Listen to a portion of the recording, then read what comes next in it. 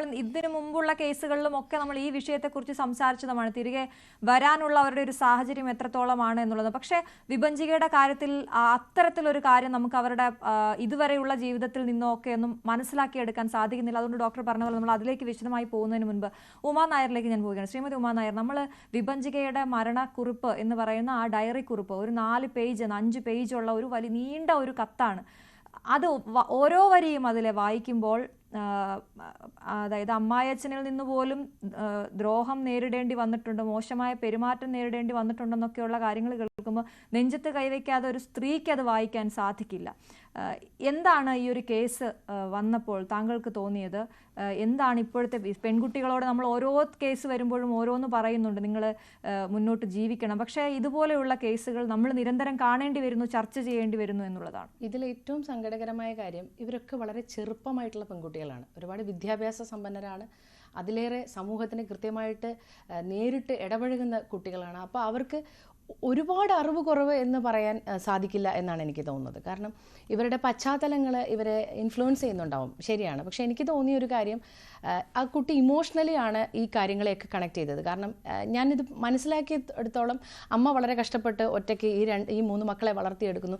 അതിൽ ഈ 2 മക്കളാണ്, ഒരു സഹോദരനും കൂടിയാണ് ഉള്ളതെന്ന് തോന്നുന്നു. അപ്പോൾ ഇവർ വളർത്തിയെടുക്കുന്നു. ഈ മകളെ എന്തെങ്കിലും ഒരു സങ്കടമാണെന്ന് പറഞ്ഞാൽ അത് അമ്മ അറിയരുത്, അമ്മ സങ്കടം അറിയരുത് എന്ന് ഈ കുട്ടി അതിൽ പ്രതിപാദിക്കുന്നുണ്ട്.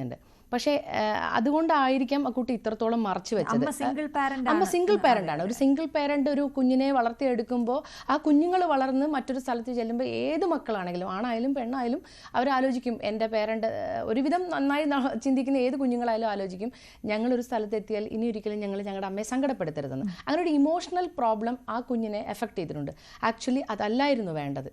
അങ്ങനെ ഒരു ഇമോഷണൽ പ്രോബ്ലം ആ മോളും അവളുടെ കുഞ്ഞും നഷ്ടപ്പെടുമ്പോൾ ഇന്ന് ആ അമ്മ അനുഭവിക്കുന്ന വേദനയേക്കാൾ വലുതൊന്നും ആയിരിക്കില്ല ഒരു പക്ഷേ അവൾ ഡിവോഴ്സ് ചെയ്തിട്ട് വന്നാലുണ്ടാവുക.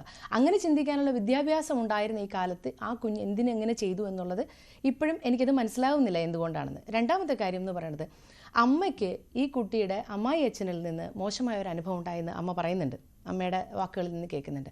അപ്പോൾ അങ്ങനെയാണെങ്കിൽ അമ്മ കുറച്ചൊന്ന് ശ്രദ്ധിക്കാമായിരുന്നു, അല്ലെങ്കിൽ മോള് പിടിതരുന്നില്ല എന്നുള്ളതാണ് പലപ്പോഴും പറഞ്ഞു കേട്ടത്. പക്ഷേ എങ്കിലും ഒന്നുകൂടി ഒന്ന് ശ്രദ്ധിക്കാൻ നമുക്കും സാധിക്കാമായിരുന്നു. ഇതിന് അടിസ്ഥാനപരമായ കാര്യം, ഇപ്പോഴത്തെ കുട്ടികൾക്ക് ഇത്രയും വിദ്യാഭ്യാസം ഉണ്ടായിട്ടും ഇത്രയും സാമൂഹിക പരിചയം ഉണ്ടായിട്ടും ഇവരെന്തിന് ആത്മഹത്യയിലേക്ക് പോകുന്നു എന്നുള്ളതാണ് എൻ്റെ ഏറ്റവും വലിയ സങ്കടം.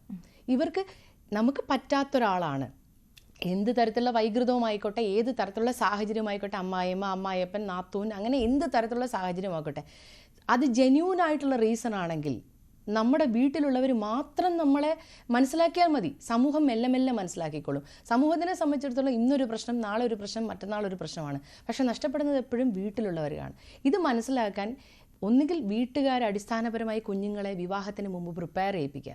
അത് ആണിനെ ആണെങ്കിലും പെണ്ണിനെ ആണെങ്കിലും. ആൺകുട്ടികളെ മറ്റൊരു കുട്ടി നമ്മുടെ വീട്ടിലേക്ക് വരുമ്പോൾ ഒരുപാട് പ്രശ്നങ്ങളുണ്ടാവും, അതിനെ എങ്ങനെ ഹാൻഡിൽ ചെയ്യണമെന്ന് പറഞ്ഞ് മനസ്സിലാക്കി കൊടുക്കുക. അതുപോലെ പെൺകുട്ടികളെ മറ്റൊരു സ്ഥലത്തേക്ക് പോകുമ്പോൾ ഇങ്ങനെയൊക്കെ പ്രശ്നങ്ങളുണ്ടാവുമെന്ന് അവരെ പഠിപ്പിച്ചു കൊടുക്കുക. കുറച്ച് സമയം എടുക്കണം എന്നാണ് എനിക്ക് തോന്നുന്നത്. വിവാഹം ഉറപ്പിക്കുക അല്ലെങ്കിൽ ഇഷ്ടപ്പെടുക, എല്ലാത്തിനും കുറച്ച് സമയം എടുത്താൽ ഒരു എന്താ പറയുക 10% പ്രശ്നങ്ങൾ കുറയ്ക്കാൻ പറ്റുമായിരിക്കും. 100-ൽ അത്രേ കുറയ്ക്കാൻ പറ്റുള്ളൂ. ഇതിലൊക്കെ വ്യക്തിപരമായിട്ട് നമ്മൾ ചിന്തിക്കണം. മുമ്പേ മാഡം പറഞ്ഞ പോലെ ഇടപാടുകൾ, ഇതിനിടയിൽ പ്രശ്നങ്ങൾ ഉണ്ടാകുമ്പോൾ എപ്പോഴും ഇടനിലക്കാർ വരും. ഈ ഇടനിലക്കാർക്ക് ഒരിക്കലും നമ്മുടെ പ്രശ്നങ്ങൾ പരിഹരിക്കാൻ പറ്റില്ല. നമ്മൾ സ്വന്തമായിട്ട് തന്നെ ഡിസിഷൻ എടുക്കണം. ഇതിന് സമൂഹത്തിൽ എല്ലാ പ്രശ്നങ്ങളും വരുമ്പോൾ ഇതുപോലെ നമ്മൾ കുറച്ച് ചർച്ച ചെയ്യുന്നു, സർക്കാർ കുറച്ച് അനുഭവങ്ങൾ പങ്കുവയ്ക്കുന്നു, അതല്ല വേണ്ടത്.